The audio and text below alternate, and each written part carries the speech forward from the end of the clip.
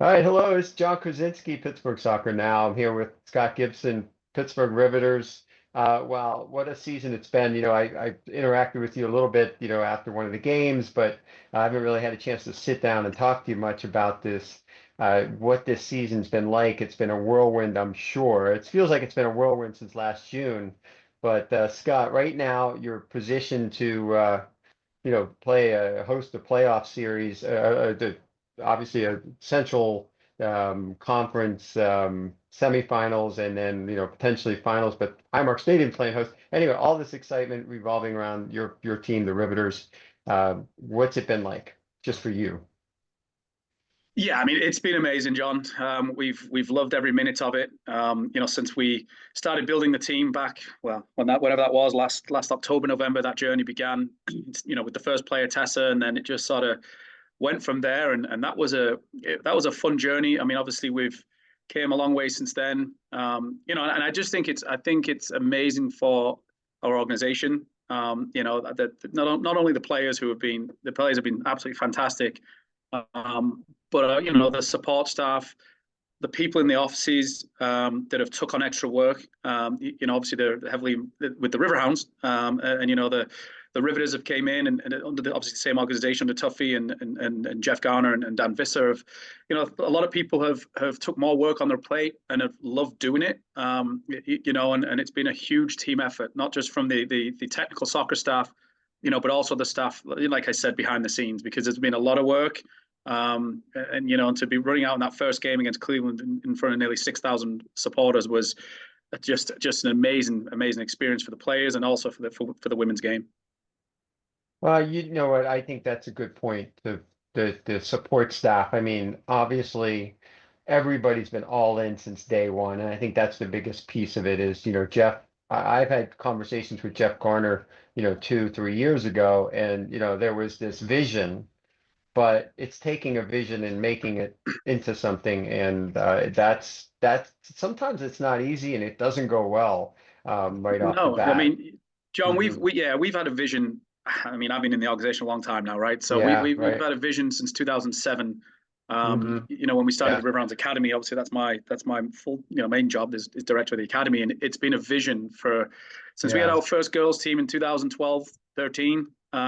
It took us 12, 13 years there to make it happen, but there's been a lot of firsts. With the Riverhounds organization, obviously, in Highmark Stadium, and then on the academy side of things with ECNL and playing in the top league for girls in the country, and then having a number of female players come through our academy that now are being in national team camps. I mean, we had one who didn't play last Friday, Natalia Desora, who was away with the U18 Hmm. 19 national team. Obviously, Tessa and Sarah Shapansky now at Gotham. So we've had a vision, all the way through this. And obviously Jeff and our staff went through this a couple of years ago, and to see it come into fruition this year has been a joy to be part of, and I think we're not done. I mean, we've got longer term goals, but this is we've got to enjoy this moment, and to obviously cap the division title last week was very very very sweet. And yeah, we're all excited. Yeah, and you talked about that vision, but and then you started mentioning different players, and there had to be starting points. You've obviously been through quite a journey because the academy, there were always going to be ups and downs, and just starting something like that from scratch way back when.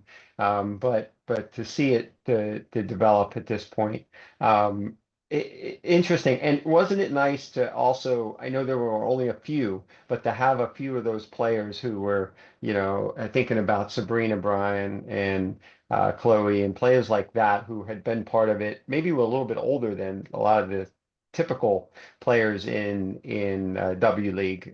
But just what did that mean to have uh, you know kind of everybody being involved, the different ages and that Yeah, sort of thing. yeah. I mean, building a team from scratch is interesting. Which it's usually you inherit a team or inherit a squad, and you make your changes to that. So we could put our own stamp on it. The whole group is probably made up of, or has been made up of, 70% players. I would estimate on that came being part of our academy at some point, Right. which is a huge percentage. And then we brought players in from all over the world. Really, there's been 8 players that have came in Pauli, obviously our German goalkeeper, and others. But with Sabrina, yeah, I mean, she was in the beginning. She was on the first or second ever academy team back in 2013-14, and she came to the open tryouts in November, December there for the Riveters, and said, Scott, I haven't played in 3 years, but I'm really willing to give it a go. And she trained with our U18, 19, RD18, January all the way through to get fit and catch up to speed. And then, we joked with her in that first game against Cleveland. She came on and then tweaked her hamstring. And I said, look, that's what happens when you get old, at Sabrina. But since then, she has worked tirelessly to get back. And she had the breakout moment when we played Steel City away, and then that third goal. And from there, she has just kicked on. So to have her playing as a forward with also Anna Corney, who's played as a forward, who's 15 years old and in our academy, that's a story right there. Sabrina's also, coaching at South Fayette High School, and some of her players are on the same field in our training environment. So, just giving back and growing the women's game, and just there's a lot of those little subplot stories too that we're proud to be part of. Oh, absolutely. And seeing that,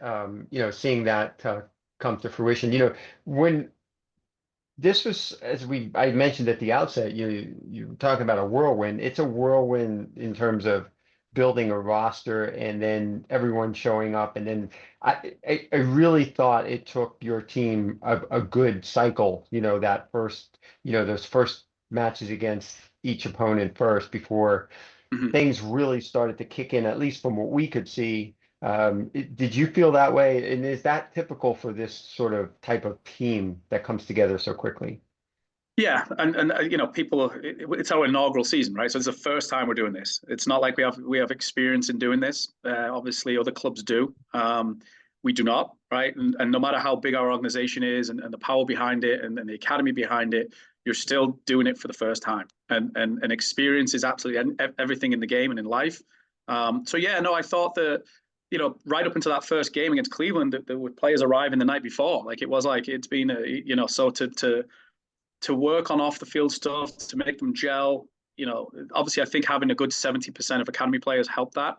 But no, it did take us a little time. I mean, I think in that home game we were very unfortunate in that first game. I think we played well, but again, it was just so fresh and so new. And then from there we went on the road. So I think that also helped, because when you're on the road and you can bond and do different things. And we obviously beat Flower City and had a little scare at the end, and then went into Cleveland. And in Cleveland, that was the first game in that first half against Cleveland where we started to see our style of play and our philosophy really come through for me. And in that first half, we were exceptional. And then we came out and had a very poor, probably our worst second half performance, or worst part of this whole season, against a very good Cleveland team. And that's what people, I think, with expectations and maybe a lot of people thought we were going to steamroll the league and it was going to be easy. And my biggest job was to taper expectations internally and externally. And I think that the game in Cleveland in the second half was a good, at the time it didn't taste good, but I think it was a good, just reminder to us to look, we needed that. We needed to suffer. We needed to feel that defeat, our only defeat, obviously. And then from then on, I think you're correct. I think once we came back, we beat Flower City at home, and then we had a little slip up in Erie in the last second there. But from then, I think it's just been we've got stronger and stronger, and our second half performances have got better. The team's got fitter, and now we're scoring last minute goals, which was the flip of that in the start of the season. Absolutely, that was the narrative flipped, and it feels like it flipped maybe the first Steel City game too, because that was the one where you kind of held on in the second half, even though it was came down to the wire. But sometimes you need those nervy moments to experience to get to the finish line. Absolutely, and it's in that particular game. I mean, we were 2-0 up and we're 2-0 up at halftime, and with all the sort of shenanigans around the game, like it was for us, and we spoke to the Steel City staff and we've before the games and after the games, and there's nothing but respect obviously there, but you're still going into an environment where it was, there was a lot of media frenzy. There was a lot of people, I think you included there, John, said there was a lot of pressure on the Riveters coming into last Friday's game, and that's fair. I mean, but I will say to the players, the character of the players, Hmm. they've just been amazing, and it's not been easy. And Hmm. that first game at Steel City, we were comfortably winning 2-0, and then Yeah. we gave a Yeah. goal up off the set piece, and we were hanging on, and then it was, we caught them on the break. So no, it's been fun. Hmm. Well, and I think that's characters is something that can be built through a season, and you certainly can you see that. And we know these, all these many of these players pretty well. You knew some of them were Mhm. relatively new, but that's always a trick, to you get the right new pieces to or bringing this whole squad together. But in terms of John, identity, I spoke on the phone. I spoke on the mhm, phone with every player, yeah, probably for an hour and a half, 2 hours as we were going through this. And the yeah, biggest thing is, look, it's we say being a Riveter is more than being a good player, and it's yeah, about being the right person and being a character, and the right character. And I think we got it just about spot on, with hmm, that. But there was a lot of work that went into that, and just having the right leaders and people that have got experience, but can also help with the academy players and the younger players. I mean, like I said, we've had 15-year-olds, that 17-year-old Natalia, Lily Baines just turned 18 years old. Like we don't have in the league, it's, I think you mentioned it earlier, like you play teams like Buffalo, they've got 28, 29-year-olds playing too. Like, we, yeah, outside of Sabrina, and a few were in the, 22, 23 range. We've been pretty young, and that's why we're doing this, right? It's to have that vision of developing a pathway for not just our academy players, but for players in Pittsburgh, which is really important. There's players that are on the team that are from Pittsburgh that did not come through the Riverhounds Academy, and I think that's important to note, that we're here for any player that wants to be part of this. But when I said to each player, like when I talked to them, especially the players who were not from here, I said, look, this is going to be a bit of a frenzy. I think we're going to have a packed house at the stadium, and there's going to be a lot of media work, and it's going to be professional as as professional as possible without paying players. It really right. has been that, and I think that's been a testament to everyone. So Absolutely. This is it's been there. And then, you sort of talk about the identity piece. You also mentioned style of play. What would you say, at least if somebody wanted to, kind of corner you and say, well, what style of play? What's Scott Gibson or Riveters style of play type team? What would you say in terms of, is it something that sort of evolved as you got this group together, or did you have a vision from the beginning and is it they're carrying that out now? yeah, you have a vision. Obviously, you have to go in with your philosophy and your plan. The Hmm. issue with this league is again, players were arriving a day before the first game, so and you have players in and out, right? Tessa didn't play in either of the Steel City games, and didn't play, has been in and out, right? And now we knew that. Having our philosophy within our academy is one thing, but I would say that the players that came through our academy understand what myself and our coaching staff expect out of them, and how we want to play, and how we want to, what system of play we want to utilize. In the first game against Cleveland, we went in just in a generic 4-3-3 because we had no training time, and it's all right. Well, let's just put players in positions and go from there. And we immediately changed after that game, and because we had a week to prepare for Flower City. And I think it's very difficult to have a full philosophy in 8 weeks or 10 weeks or whatever it may be. So, you can go in with that intention, but I think the intention must be that the players understand our principles and what we're looking for, in individually, but in units and also as a collective. And you saw that starting to really come. And we joke. Tanner Nelson, Olivia D'Amico, and even Anna Marie Williams and other players, they were just here for the first time, and for them to jump in, and Abby Hughes, another one, who didn't come through our system, and to integrate them in with players that are used to how we train, which for us is the training environment is and the level to detail in training is essential in what we do, and then they know that. They come to train at our facility here in Montour, where the Pittsburgh Riverhounds are on one field, the Pittsburgh Riveters are on another field. They've got full access to our gym and all of our trainers and AHN. So, like, you build culture and you build identity, and that kind of bleeds into how you play. We've had to adapt in certain situations. our academy teams, play a brand where we like to get the ball down, and they learn, they make mistakes. It's possession orientated, but it's not just possession to keep possession. And I think a lot of people, have got caught up a little bit, and I'm no scholar, or I'm not perfect. I'm learning every day, but possession to keep possession is, not for us. It's all right. We want to play forward too. We want to have hard runs. We want to make people making chances, and we've created so many chances in the 10 games that we've played. We've been a little naive in front of goal, I would say, at times. We haven't had a lot of luck up until probably last weekend, Friday night's game, with Sydney's goal, where she put it into the box and put it into an area, and it went in. And because prior to that, especially in the second half on Friday, first half we were huffing and puffing and we didn't have a great showing, but second half, their goalkeeper made some exceptional saves, and we probably lead the league in corners. So it's expansive way we want to play. When you go into Steel City and they're playing on grass, it's different from what we're used to. So we may have to go a little bit more direct in situations. So yeah, it's all about getting the best out of your players and getting the best out in that for that particular game. Well, and that leads us to this now. When you get into, and you're used to this probably, is playing competition. You don't really have much of a scouting report on. You'll see one team, at least, if you win on Friday, you'll see the two teams that are playing before you. So at least somewhat. So, but yeah, what do you know about this opponent, Minnesota? Aurora, I believe it is, and how do you prepare? I know a lot of coaches say, we just got to play our game, but kind of what's your mindset heading into that?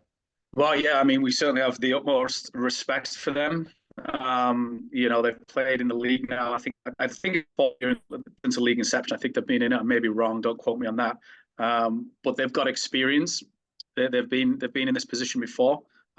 We have not. But I will say the last two games against Buffalo and Steel City felt like playoff games, and they were really. So I think we've had to.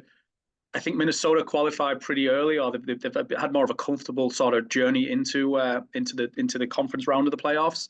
We have not. We've had to scrap, and I think that'll suit us. We get to play at home. Like we're at home, and on 4th of July, and in front of a bumper crowd, I'm sure. Hopefully it doesn't rain, because it's rained every single game outside of the opener for our home games, which has been good luck for us. But no, hopefully the weather's great. And with Minnesota, no, we respect them. We have watched them a little bit. We obviously would be crass not to do that. But we are fully focused on what we have to do and how we need to play. And there'll be players missing. There's players leaving. There's players coming back. I'm sure that they're in the same boat, so that is not an excuse. We just have to go in and play our game. And I think we're quietly confident, but we also know that this is not going to be an easy game. Yeah, I know. And Rachel Palmer made sure that I asked you this. She was like, "What's the deal with Tessa? Is Tessa going to be available?" I know she wasn't for the Steel City game. She will not be available. No. Okay. So okay. yeah, she's carrying an injury, and we do not want to take any risks with her. And that's the other thing, we're here. We do this for the players, and sometimes people forget that, right? And it's like, look, Tessa has to go back to North Carolina. She has bigger things coming down the line for her. So that is a very important thing that we keep remembering. Yeah, you want to win every game, and we probably could have risked her, last Friday, but it's like, no, it's not what we're going to do.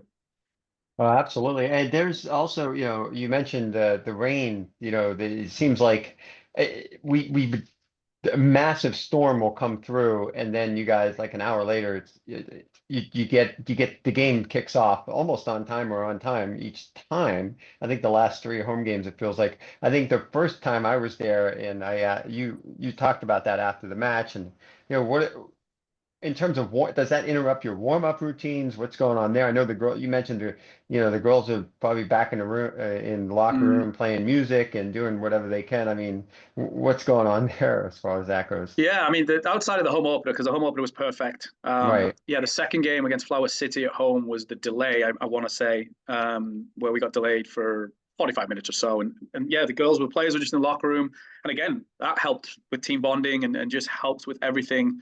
And then it's just became quite unbelievable, really. Every home game, it's about, a couple of hours before kickoff, the heavens have opened, and but we've learned to deal with it, and you've got to deal with it. The last, obviously, on Friday there, did it again, but it stopped, and it turned into actually a beautiful evening after that. So that's all part of it. But yeah, no, it's kind of been a weird one. But I tell you what, though, the fans and the supporters have still turned up, and they've still came out, and they have been for us, I mean, incredible. Obviously the Steel Army, and just seeing people from everywhere, all different clubs throughout the region, coming to watch the girls play is really rewarding. And I think, it has been a very great summer for the game in Pittsburgh. I think our organization has done a fantastic job in growing the game and making it what it is. And like I said at the beginning of the call, a lot of people need to be congratulated for that, because it's been a lot of work. It has been a lot of work, and from not only our marketing team, media team, our ticketing, maintenance, everything. Like it's they're having to flip Highmark Stadium for Riveters games to Riverhounds games, locker rooms getting clean. Like there's a lot that goes on that people don't see. And a lot of people may think, well, the Riveters are this big juggernaut and that. Well, we've had to build a lot. We've had to do a lot. We've had to grind a lot on and off the field. And then we're really happy with how it's gone thus far.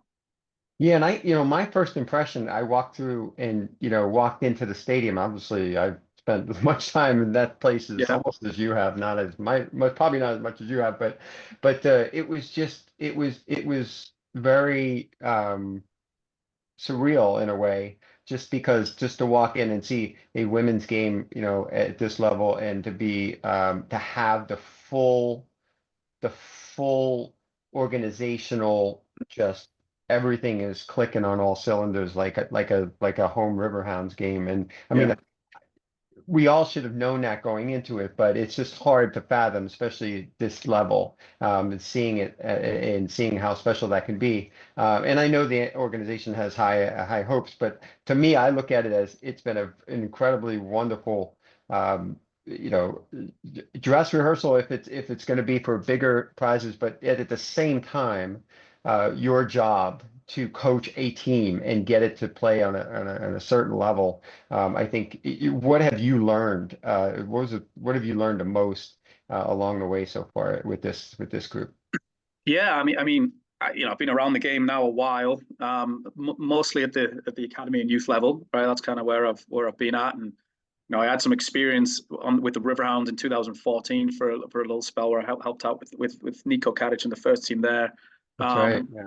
but this for me was I was ready to jump, like just make a little jump in and sort of, and I've obviously been on the women's game, the girls' game here in the academy a lot, and I think it was just obviously the Dan and Jeff and those guys asked me to do it, and I just felt ready. I felt ready, and again, being able to put your own team together is something that you don't often get that opportunity as a coach, right? You don't. So to put your stamp on it in year one, and I've just learned to become way more. You got to enjoy the ups, but you've got to, the downs are there too when coaching, and it's so much easier being a player, so much easier being a player than it is a coach. And there is like I said to you earlier in the call, like the expectation was there, and there was pressure, no doubt about it. But it's how do you handle it? How do you channel it? How do you not let your players know that you maybe are feeling it a little bit in different times? And they've gave me a lot of times throughout this season to be exceptionally pleased in how we've played, and that's because I do think we've played some fantastic soccer on the eye. And when we watch the games back that are on TV, and especially our home games that are on TV and the Pittsburgh sports channels, like just to hear the commentators and just to hear what they're saying about our group has been very rewarding. And then I've had to suffer. We talked earlier, right at the start of the season, when I think we were at one of our home games, like winning 3-0 in Flower City and giving up 2 late goals and kind of hanging on there a little bit. And then obviously the Erie suffering was probably the lowest point of our season. When we were winning 1-0 in Erie and the game should have been way out of sight. But I just knew I just knew they got a set piece. I'm like, this is it. They're gonna score, and they did. And it was that suffering, right? And then when you come on a bus from Erie back to Pittsburgh, and you know that was a big disappointment. The Cleveland game, I would just chalk my hands up to that they were just better than us in the second half. Whereas the Erie game, we were very inexperienced in that game, I would say, and that's going to be part of it, right? We're an experienced group. It's our first year, but I think that was the turning point for us, and then we went on a run, obviously, and yeah, there's been, like I said, playing against Steel City and having all of that around it has been, it's just been good for me as a coach and person to learn and try and stay calm and not get caught up in the emotions of things, because it's very easy to. It's very easy to, and I think maybe 5 to 10 years ago I might have, but now I just it's a game. The game's going to kick off. If you've prepared appropriately, then that's all you can do. The players play. It's their game. You need luck. You need a ton of luck along the way. I don't think we got a lot of luck up until this past game, which I referenced there in terms of the first goal. There's claims that the second goal was offside. I've looked at it. I think we were onside, but I'm going to say that because we got a goal chalked off earlier in the game for offside too. So we've had, you earn your own luck, and I think in games we've had to rely on our back line. I think there's been some tremendous performers. When you're hanging on late, blocks, tackles, Piper Caulfield, the Bella Vozan, Natalia Desora, Abby Hugh, our goalkeepers. So a lot of the credit does go to the goal scorers and the style and brand of play that you incorporate, but the nitty gritty stuff people often tend to forget about. Winning your first balls, winning your second balls, running forward, getting backwards, and winning your tackles are things that we need to keep in the game. And then you mesh that together because we are from Pittsburgh, right? That's what the blue collar place, and that's where I came from when I grew up. Is do the things that you can control, and then over time the quality will rise to the top. And I think it did, John. I mean, I think we're obviously we try to be very modest, and it's, but when you look at the end of the league table after 10 games, everyone's played everyone home and away, barring a few different things here. The league table generally doesn't lie, and the team that deserves to win typically does deserve to win. And I think our players need a lot of credit for that. That over the course of the 10 games, they finished first, won a division in our inaugural season, and which I think is something that the city should be proud of too, because it's been cool. I agree. I think the league table doesn't lie, even 10-game sample size. I think it shows, and you can see the goal differential, the points for, even some of the other things as well. But Scott, great job with this group. I mean, fantastic. And I think this weekend, I think there's a lot the Pittsburgh fans should be really excited about. Friday should be great. I mean, that's all you could ask for, is just to get on that stage. It is. I mean, if someone had said to me, or any of our staff, like, Scott, here's what's going to happen. You're going to win the division, and then you're going to host the conference finals at the stadium. I'd be like, slow down. Like, that's, but you have to have goals, and you have to have ambitions, and you have to dream a little bit. And we've been allowed to do that. Obviously, this weekend will be very, very, very tough. It just is. I mean, we're in the last 16 in the whole thing. So, but we will have our support behind us. We'll have that home crowd behind us. We're used to playing at our own stadium now. We haven't, touch wood, lost at our own stadium.